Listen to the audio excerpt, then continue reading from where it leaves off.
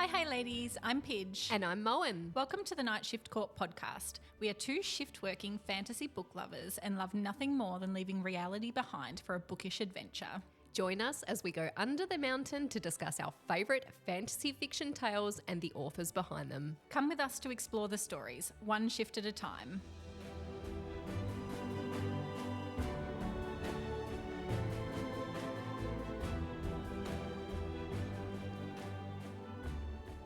Hi ladies. Hi, welcome back.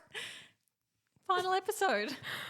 Oh, I can't believe we're here already. I know. It's actually very sad. I was disappointed too when I finished my research for this episode. Yeah, it's like a little depression. Yeah.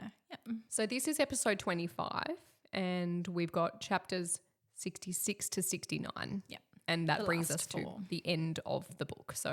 So beginning with chapter 66, we've obviously just had a huge revelation that Lucian has claimed that Elaine is his mate. Yeah. Yep. I did not see that coming. No, I don't think anyone could have. No. There was been, they don't know each other. They've got no history. The I fact had that, suspected Cassian and Nesta, yeah, because of some moments that they'd had. that's right. But there was nothing. Well, Elaine's a very vanilla character, isn't she? Yeah. I hope So that she far. does have more, even though she does have more, up until the released or the published books. But I hope that there is actually more to come for her personality, not so much her character, her actual personality. Yeah. But She's got some growing to do. She does. But I think that there's a reason for that, and it is largely because of her power Yeah. that she comes to have. Yeah. Okay.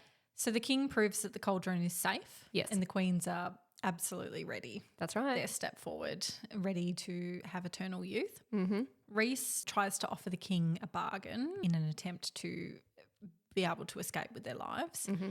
And Feyres really upset by this because she realises that she can't stand the idea of Rhys sacrificing more of himself than he already has. Yeah. And not only would he offer it, but he actually would do it. Yeah. So The the king is- desperation in this instance is great because, Rhys can't do anything. He's completely nullified of power. Yeah. He has no physical strength or backup because his brothers are dying. Yeah. So he is broken. The only thing he's using is his brain. The only thing he knows how to do is to actually make a bargain. Yeah. Feyre decides to take it upon herself to sort this situation out. Yeah. And she fakes what I would call an episode, almost like a seizure, but not. Yeah. And she uses her dramatics to buy herself time to use her Dawn Court / curse breaking powers to essentially wipe out the wards that the king is using to hold them so that they can winnow away. Yeah. As we know from last episode, Feyre can winnow, but nobody else That's can right. at this point. Yeah. So she comes out of her episode and pretends that she is terrified of Rhys and that she's been able to break free of his mind control that Tamlin is so convinced that she's been under. That's right. So she's proving Tamlin right. Yeah. That she has been affected by Rhys and that the mating bond is not actually true, that they just have the bargain between them and everything else he has manipulated and orchestrated. Yeah. And the amazing thing is she's terrified at this point because she realizes no one else knows that she's shattered the wards. So people haven't realized that they all of a sudden have power. She's the only person who knows that that's happened.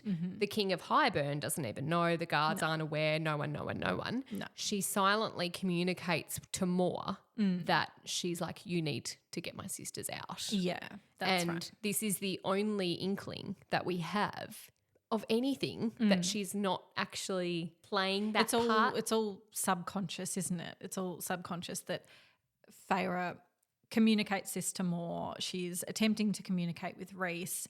There's a moment where Cassian looks at her and she knows that he knows what she's doing. That's right. And Feyre storms up to the king and tells him to break the bargain. Yeah. So essentially, Feyre's got two things going on. She's got the bargain on one hand and she's got the mating bond as well. The king believes and Tamlin believes that there is only the bargain between them and that the mating bond is all something that Rhys has manipulated himself. Right. So the king breaks only the bargain between them. And Tamlin says to Rhys, I don't give a shit if she's your mate. I don't give a shit if you think you're entitled to her. She is mine. What an idiot. So even if the mating bond was real, like he's not in for it. He's just a dick. Isn't he? Yeah. Like he's still clutching at straws, trying to keep her and thinking that she'll stay. Yeah. What a fool. I know. So the king obliges and breaks the bond. Yeah. So Feyre has a little faint and she wakes up to find the tattoo is gone from her arms. This all happens very quickly now. Moore winnows and takes her sisters away before Tamlin can do anything. Yep. Rhys takes Cass and Az and they all winnow away. That must be heartbreaking for Rhys to do. He doesn't even look back at Feyre. Can you imagine? I think it's not because like he's not sad. I think it's because he can't bring himself to look at her again. Either one of and two leave things. her there. He's broken by the fact that that's happening or he's playing his part and he's like, yeah, whatever, you can have her, mate. Yeah. Whatever. Either way, incredible willpower. So Tamlin whisks Feyre home to the spring court. Lucian is raging about the fact that Moore has been able to grab his mate, Elaine, and take her away. But he's watching Feyre closely because he is already sus about onto her episode, and he realizes that she isn't actually panicking at all about her sisters being taken. And Feyre's like, oh, I've got to feign some sort of interest in their welfare. And she says to him, we'll get them back. Like she's, but in actually, like it was such a poor attempt at convincing Lucian that she's fine about it. Like, so whilst Rhys was doing Oscar award winning things, Feyre was like, oh. We'll get them back. Yeah. Yes, literally. Roger. The king realizes that Feyre, so he's able to feel the Book of Breathings and he no longer feels it. So he realizes that Feyre no longer has it and he's very upset about that. Feyre had completely forgotten about it at this point, that Rhys did his little sleight of hand when he first appeared and took it from her. And Feyre clearly still hates this king and she sort of smirks at him and she's like, oh, your mistake. Perfect. Because he's like, I thought you had it. Yeah. And he was obviously going to ask for it. Yeah. Or take it back because she is now to work for him, remember? Yes. So before they go back to the spring court or before Tamlin takes her away, she looks at the queens and she says, I will light your pyre myself for what you did to my sisters, which is scathing. Her version of a middle finger. Yeah. Yes. A vulgar gesture with her lips. Yeah. To the queens. The next chapter is really interesting. Yes. This is the only chapter that we get in this book from Rhys's point of view. Yeah. And it's cool. It is cool and I loved listening to it on graphic audio. So if you haven't done that, you absolutely should. So they slam into the foyer floor of the townhouse and Rhys is very stressed about Cassian's wings because understandably he knows that Cassian would prefer death over losing his wings, as would any Illyrian. Yes. Amryn is there and she keeps asking Rhys, where is she? And Rhys keeps not answering her. She asks it 3 or 4 times. Rhys knows that she's not referring to Moore because Moore has not yet arrived at the townhouse. Yep.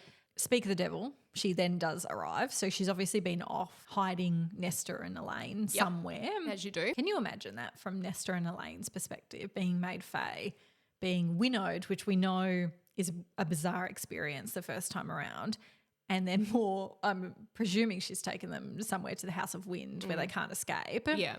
And she's just thrust them in a room and been like, bye. Stay. Yeah, stay there. No wonder they have trauma. No wonder Nestor goes absolutely alcoholic and rogue and Elaine just goes completely mute and doesn't eat. Yeah. Like, of course, ridiculous.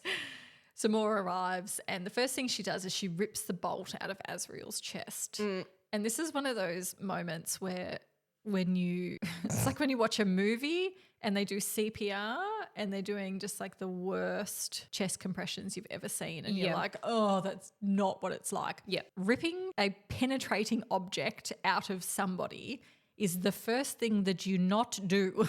Yeah. Yes, in the human lands, absolutely. In the Fey lands, I'm sure they've got stuff at their disposal that is, let's get it out and let's deal with it with a med witch. Yeah. So don't do this at home. Don't try this at home, guys. So they finally reveal to Amren that the king broke the bond, and Amren says that's impossible. That sort of bond cannot be broken. But Rhys clarifies that the king broke the bargain between them, but not the mating bond. And Rhys is really pained at what Feyre did because she didn't think she was essential. So there's a moment when back in the last episode where Feyre kept thinking to herself, like, I'm not going to let Rhys sacrifice any more of himself. I'm going to sacrifice myself because I'm not needed. Yeah. I'm not essential here. And Rhys is pained that she still feels that way even though she is his mate. Yeah. And he says, she is my mate and my spy and she is the high lady of the night court. Yeah, big moment. They all feel it's a big moment. They weren't expecting that. They ask him to explain and he says that she was sworn in the night before. They went before a priestess. Feyre is now High Lady. He's equal in every single way. And Rhys says their High Lady has made a sacrifice for her court and they will move when the time is right. He says until then they go to war. They're such a good team. Formidable, absolutely formidable. It's one of those huge moments that you realise that okay, this is a bond like no other. No other woman or Fae has been given this particular honour in Prythian or as far as we know for a long time. They're shocked, but they're also like, yep, on board. Yeah. Absolutely. Yes. She's our High Lady. Yeah. And I just love that pack loyalty. It just really makes me feel like all warm and fuzzies, like true family. And Amren's instantly onto it. So she's like, go and get her. Yeah. She's go not and happy. get her. And then Rhys is like, no, I'm not. And she's like, so you're meaning to tell me that she's in enemy hands? And Rhys is like, yep. And they're all instantly there. Yes. For her. So we then get back into Feyre's point of view. Yeah. And they slam into the gravel of the driveway in the spring court. So this is Tamlin, Feyre and Lucian. Feyre's doing her best to act like she's in love and relieved at being released from Rhys's power. And so happy to be home. Yeah. And I never thought I would see it again. Yes. And very good damsel in distress. Absolutely. Lucian is not buying it. And he very flatly says to her, how did you break free of his control? And Tamlin's pissed that Lucian's questioning that sort of stuff right now. Yeah. Like, why right now? Yeah. Feyre looks at Lucian and she knows that he's not convinced that she is what she says she is. Yeah. So she snuggles into Tamlin's shoulder and she looks at Lucian and she realises that her game has just begun. And it's a very similar game to the game that Rhys had to play under the mountain, which is being the ultimate actor, really. And the whore. Yeah. And gaining information and using it to her advantage. Yes. So essentially the plan is for her to spy on the spring court and give that information back to Rhys. Yep. She's the ultimate infiltrator. So Tamlin unwittingly led the High Lady of the Night Court into the heart of his territory. The Great Depression has begun. I cannot believe it. It's almost the end of an era, but it leaves on such a cliffhanger. It does. Because, the great infiltrator is in enemy territory. And there's not a single person alive if they possess the two books that they didn't immediately pick up this one and be like, right, what the fuck is happening? Yes. When I got my copies, Roz actually lent me the first one, Court of Thorns and Roses, and I immediately went to Big W the next day and purchased the rest of them. So they were all out. I wasn't fucking around. Yeah. I knew that I would love the series, and so I was just going to purchase them all and be done with it. Yeah.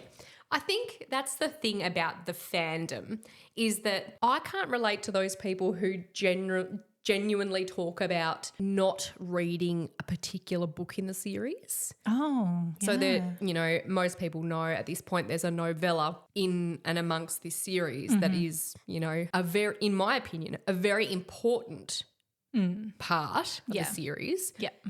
And they skip it because they hear that it's shit or they hear that it's a novella and they're like, how important could it be? Yeah. And it's so much smaller. much they look at it smaller. and they probably think, well, not a lot happens. What's so it's happening probably not there? very important. And the next book is so big again. So Yeah. you know that things happen. And it's the same people that will read that next book and go, well, it doesn't make sense. Well, it would. If you were smart. Just read them all. Also, similarly, I can't really relate to those people who, in this particular series, obviously in general, people don't finish books that they don't resonate with. I don't know how you could not finish one of these books. What kind of person is not enjoying ACOTAR? Yeah. Probably not those not listening to this podcast. That's true. Yeah. I don't think I've met a single person who has said anything negative about ACOTAR. I've certainly met people who were like semi-neutral about it and they were like, yeah, it's a good series. Yeah. But they weren't as obsessed as you and I are about ACOTAR. Yeah. But yeah, I've never met anyone who said that they don't like it. And speaking of not liking a book, I'm going to put you on the spot and ask, what is it that you read in a book that makes you do not finish? Like, when you DNF something, sorry. Yeah. That, like, what is it that happens in a book for you that makes you go, nah, I'm done? I'm the kind of reader that has like quite a lot of OCD. So like if I have a physical book, I will generally force myself to read it. Okay. Because I've bought it. I've paid for it. It's in front of me. So recently someone lent me a book, a fiction book, not fantasy. And whilst I read a good chunk of it, I didn't finish it. And it's still sitting at home and I don't put it in the DNF category. But what it is that the story is so slow that it causes me to have this huge break and all I can remember about the book is that it was so slow. Yeah, okay. And that's where I kind of feel like, right, well, I don't remember so much of it. I feel like I'd have to start again. And that concept is what gets me because it's like, well, it was so slow up until this point. Yeah. Now I'm going to have to start it again because it's been so long since I've read it. I don't get that with fantasy though. No, Yeah. not as common. Nah. So mine is that there's no storyline. Yeah. So I'm a fan of a certain level of smut in a book, and ACOTAR is quite a good balance because there's actual story behind it. It's not just all smut. No story at all. It's similar. It's slow in that nothing progresses at all. And the other thing is, I guess it's probably like when the two main characters come together too quickly. I'm like, do you love each other that much though? Because it didn't take much. Yeah, it's just the way the story is written. I can understand that. Yeah. I feel like and I don't read a lot of dark romance, but I feel like the dark romance genre is probably a bit too much. Yeah, yeah. And not enough storyline. Yes. Quite happy to be proven wrong if there's recommendations from people, but I feel like that whole genre or subgenre is smutty and only smutty. Yeah. So prove me wrong. Give me a recommendation for a dark romance that has as much storyline as smut. Perfect. I'll read it. So, I'll add it to my TBR. yeah. So before we move on to A Court of Wings and Ruin, any final thoughts? I loved this book. It's not my favourite. We've already said my favourite is the last released book. I won't say the last book 'cause it ain't. I love Mist and Fury, I think that if you weren't a fan after reading ACOTAR, then Mist and Fury drags you in by the throat. And you need to know what happens next. I want to know if anyone has read Mist and Fury and then not finished the rest of the series. Okay. Because I know plenty of people that have read ACOTAR and not read the rest. Oh, wow. Yeah, it's widely spoken about. Yeah, okay. On some groups that I follow and on Bookstagram, there's quite a few because not forgetting this series is hyped big time in the sense that non-readers or old readers are coming back to reading because of this series. Oh, that's us. Much like you and I, right? So the OG fantasy fiction lovers, the Harry Potter, it's almost like a generation, isn't it? Yeah. And so you've got these people that have come back to fantasy fiction because of this series and the hype that is on Bookstagram and BookTok. And then the people that have not, maybe they're not ready for that stage of their life, they're reading the first one, they're like, yeah, because it's so overhyped. They were expecting like something life-changing and they maybe didn't get it in ACOTAR. If they continued though, that'd be by the gullet. Yeah. Yeah. Mist and Fury is a beautiful piece of literature. Very, very amazingly sets up Wings and Ruin, which is equally impressive. Yeah. So I'm excited. Yeah. This is going to be exciting. So now that we've finished this book, we've, told everybody our thoughts. Do you have any changes of heart about favourite characters, theories? So I think when you first asked me who my favourite character was in this series, I had said Moore. Yes. And I had said in one of our earlier episodes for this book was that I had changed my mind. Yes. That my favourite character was Amren. Yes. And I'm sticking by her. Right. But I'm still loving Nesta. Yeah. I'm still loving her. Yeah. I've always felt a particular connection to her because she's a bitch. And as I've been doing our research for the next book, I'm loving her even more. So I'm still saying Amren. Yeah. But Nesta is coming in second closely. Okay. There's something else that I wanted to ask that I've completely forgotten. Oh, good. Yeah. But I do love Nesta's character development in the future books. Okay, yeah. Whereby, so like now I love talking about Nesta after the end of Silver Flames. Okay, yeah. But at this point, I'm just like, God, you're such a mole. Like, I'm not here for her. I'm definitely bored of Elaine. And the fact that Nesta is so loyal to Elaine really annoys me because I'm like, what? Like, sure, sisters, I don't have one. Maybe you understand it a bit more than I do. Yeah. It's just not for me. Okay. So I do love Nesta, but it's only because I've gone beyond what we're talking about. Next question. Are there any because we belong to so many groups online and we talk about the fandom much beyond this podcast. Yep. Are there any theories that you've been hearing, seeing, smelling lately? Yes. That you think, oh, we've really got to talk about that, or oh, that's really interesting. Like, could be anything. I do have a theory that I have seen recently that I'll share with you. Right. And that theory is that we have talked in this last book about Azriel and the way that he appears to feel about Moore and the relationship there. And the theory that I have heard most recently is that Azriel is not what we would or what we have assumed him to be, which is in love with Moore. He is actually concerned about her because remember, he is a spy master, so maybe he knows more about Moore than he's letting on. Yeah. So when people say things to her that are triggering and we see him stepping closer to her or looking at her particularly, maybe he's actually concerned about her reaction and protecting the person who's saying something to Moore as opposed to protecting Moore. Oof.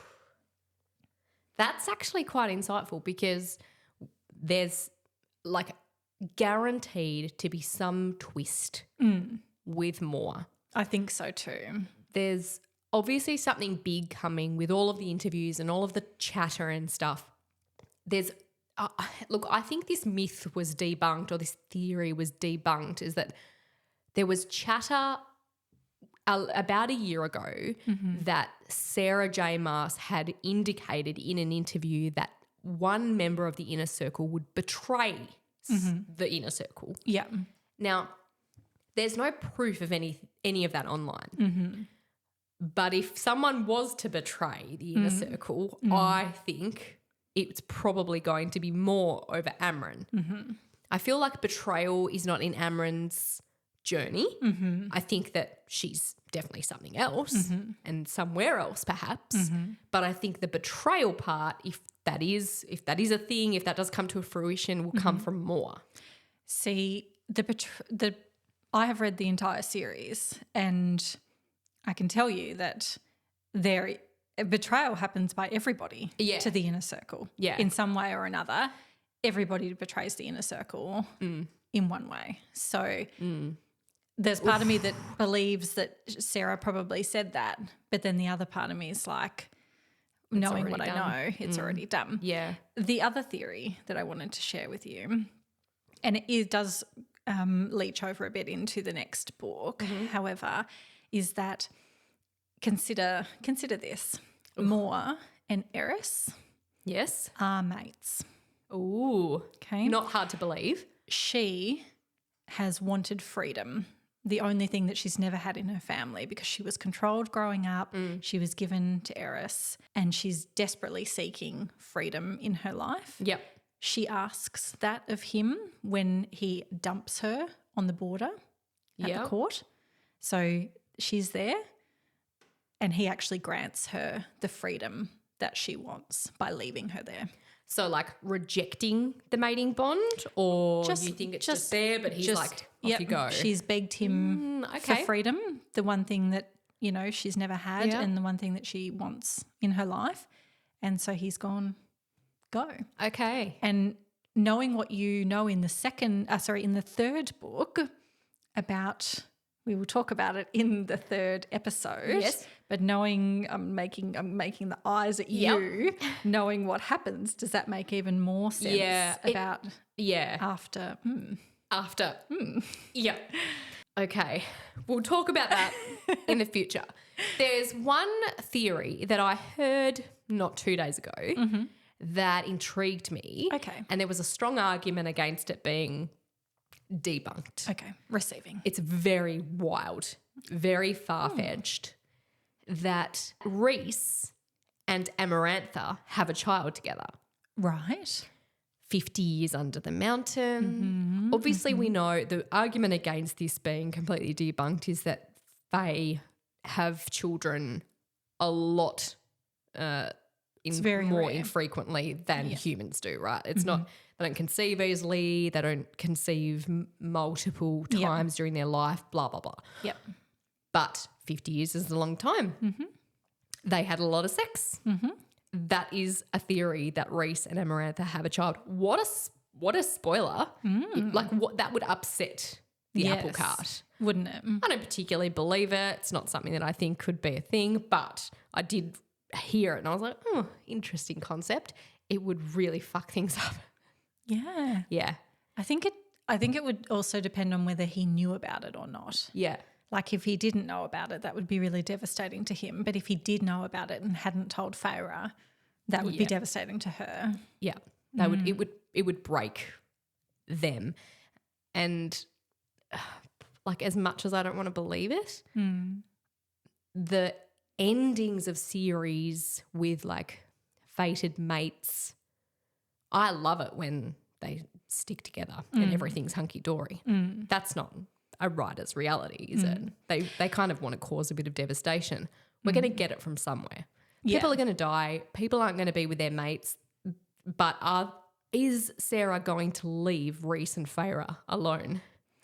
I think she, again, I don't have any evidence of this, but I have heard that she has said in interviews that she's a fan of a happy ending and that she never wants to – she does want to betray us by giving us plot twists and, all these wild stories, but that in the end, everything is okay. Yeah. So Nice. the part of me wants to believe that happened, Yeah. that she did say that, because I love a happy ending. I don't love it when they don't work out. I want to finish happily. Interesting that you don't, that you love a happy ending, because you're rather a large fan of a fantasy fiction, fan fiction Yes. novel, Yes. which very much upsets the happy ending of the greatest story of all time. But it's not the ending. Well, the war was just part of it. What actually happened is in there. So, and look, don't get me wrong. So if you don't know, I'm referring to Manacled, which is fan fiction Harry Potter. Written by the amazing Sin Lin Yu. Yes. It is, if you haven't read it and you can get your hands on it, we're at the point whereby the end of Harry Potter is the end of Manacled. That's like J.K. Rowling had a stroke and forgot to write it. Yes, exactly. Right? Yeah. And so if you haven't read it and you're a Harry Potter fan, you must, but it will ruin you. Yes. Because forget the end of the Deathly Hallows Part 2. The end of Manacled is the end of Harry Potter. And what's even greater and what will ruin you even more is that she is being traditionally published in 2025, the same novel but non-Harry Potter version. Yes. And the book is called Alchemized. Oh. So if you haven't seen it, go to her Instagram page and have a look. There you go. And I'm so excited to read that version. As much as I love Harry Potter, this lady, I heard a rumor that she wrote Manacled after she had a baby, just while the baby was napping. She would just sit down and type. She is brilliant. Yeah. Imagine doing that. Yeah. Imagine having a baby and then when the baby's sleeping in the bassinet next to you, you're sitting there typing and you can punch out Manacled. Yeah, it's an epic book. She is an amazing writer and I can't wait for her to get the justification because in the fan fiction community, Manacled is huge. Of course. It's actually quite hard to be a traditionally published author. From fan fiction. Yeah, that's right. So she, I'm so happy that she's getting the justification for just how great her novel was. It will be a really interesting read because it obviously won't have the same contextual impact. Yeah. But those that know will know. Exactly. So it will. Yeah. And what I think is interesting about the writing style is that it is not dissimilar to that of Rowling, but almost better because of the maturity. Yeah. Yeah. It is a different maturity level than the books. That's not Rowling's fault. She wrote a YA children's series. novel series. They are obviously standalone, very impactful and very important in our lives and the lives of millions of people all over the globe. And Manacled is just a continuation of that feeling. So if you feel like you want to read Harry Potter again for the first time, if that was a thing, that would be epic. But do yourself a favour and find Manacled because it's exceptional. And they do get a happy ending. They do. Yes, they do. End. That's it for this episode of the Night Shift Court podcast. Join us again next week where we will begin the adventure of ACOTAR's Book 3, A Court of Wings and Ruin. Whichever platform you're listening on, we would so appreciate a 5-star review. You can follow us at the Night Shift Court on Facebook, Instagram and TikTok. I hope the night is kind.